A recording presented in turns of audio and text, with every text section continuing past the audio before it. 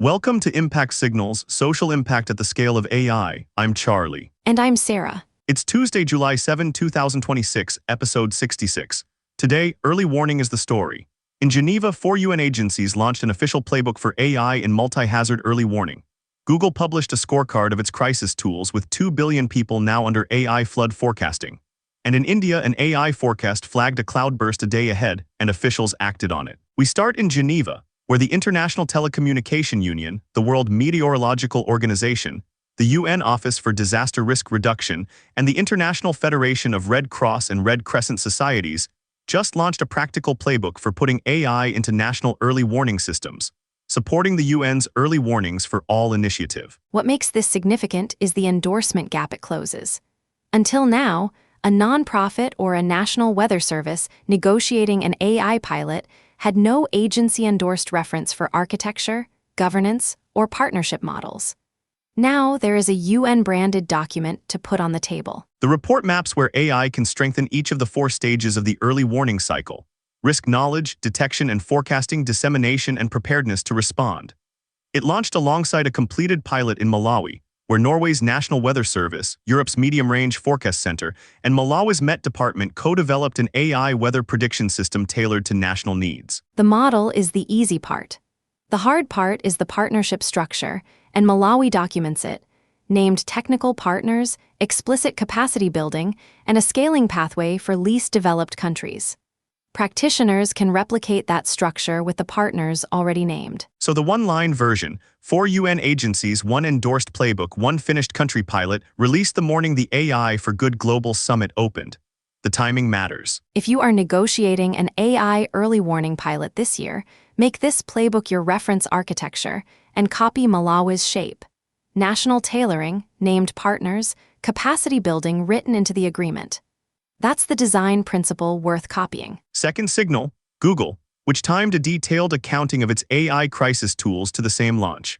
Flood Hub now covers 2 billion people in more than 150 countries, and 3 new FireSat wildfire detection satellites went up from Vandenberg today with Earth Fire Alliance and MHEWS Space. The detail that matters most here is who already operates on those forecasts.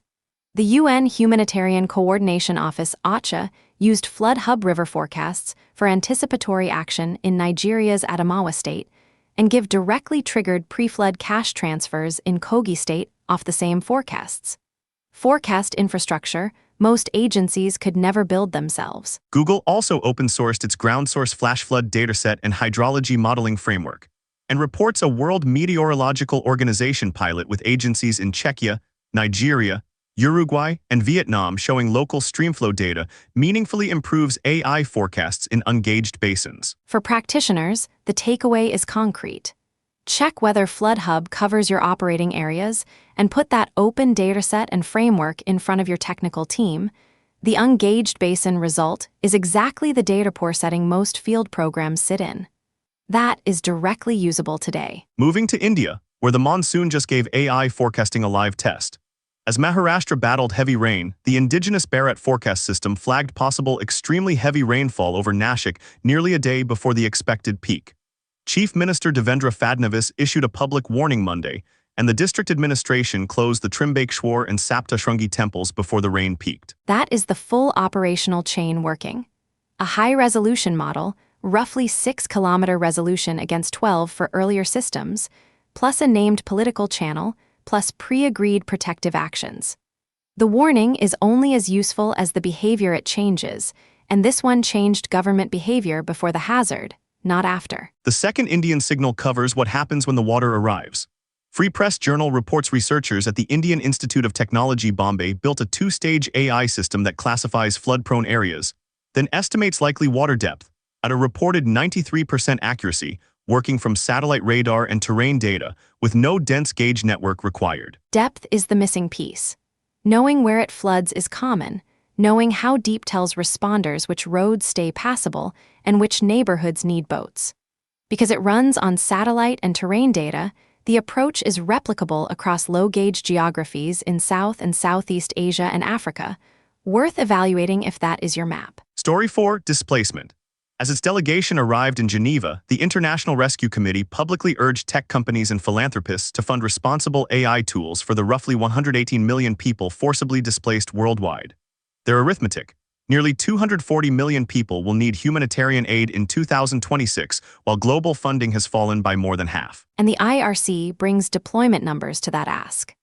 Signpost has delivered verified, localized information to more than 20 million people across 30 countries, and the Apprend IA teaching assistant grew from about 500 teachers to more than 4,700, projected to pass 22,000 by the end of the year. Their chief information officer, Rachel Stewart, put it plainly: the true test of the technology revolution is whether it delivers for the most vulnerable. For nonprofits seeking AI funding, that is the pitch template. Name the deployed tool, the user count, and the growth curve. And before building a new information service from scratch, check whether the Signpost or Apprend IA pattern can be adopted rather than reinvented. On the disaster watch, GDAX, the UN-backed Global Disaster Alert and Coordination System, has a red alert on Typhoon Bavi in the Northwest Pacific, maximum winds of 287 kilometers per hour, with roughly 36 million people exposed along a track near Guam and the Northern Mariana Islands. It is also tracking post-landfall flooding from Tropical Storm Masak across Vietnam, China, and Laos. Ongoing floods in China with 12 deaths and more than 85,000 people displaced. An active forest fire in France and drought in Madagascar. Bavi is today's lead story in live form. A red alert typhoon is exactly the detection to dissemination chain the new playbook maps. Watch weather warnings along that track translate into protective action the way Nashik's temple closures did. That gap decides outcomes. On the calendar, everything runs through Geneva this week. The AI for Good Global Summit is underway through July 10 at Pelexpo, drawing more than 11,000 participants from 169 countries. And the new AI for Good Global Commission, 44 members, co-chaired by Rwandan President Paul Kagame and Salesforce Chief Executive Mark Benioff, holds its first meeting tomorrow, July 8. The commission is the one to track from the field. Its stated focus is the access gap. 2.2 billion people remain offline, cut off from AI's benefits entirely, and it is deliberately built smaller and faster than treaty processes. Organizations with field evidence on AI access barriers now have a named venue to feed it into, with outputs public through the ITU. Funding Watch, the Ford Philanthropy Fellowship 2026 run by the Watson Institute, is open, a fully funded virtual fellowship with a stipend for entrepreneurs and community leaders in Germany, Mexico, South Africa, Thailand, Brazil, or Vietnam, including disaster preparedness and response work. Priority deadline is July 26, then rolling until filled, with decisions by August 20. The eligibility catch is the venture profile, 1 to 5 years old, fewer than 10 team members, and priority goes to forward plant cities and disaster-prone areas. If that describes you, the priority window is 19 days out.